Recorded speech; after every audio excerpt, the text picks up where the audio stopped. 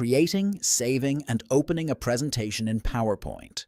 First, let's talk about how to create a presentation from scratch. Open PowerPoint. You'll land on the Start screen, where you can choose Blank Presentation or pick from a variety of pre-made templates.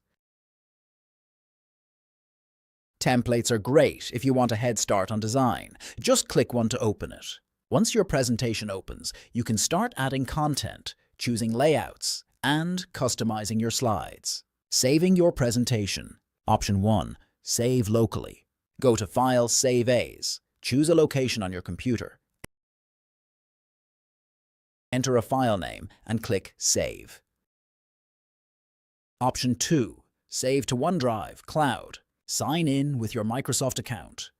Choose OneDrive to save your file in the cloud for easy access across devices. Opening an existing presentation. Click File, Open.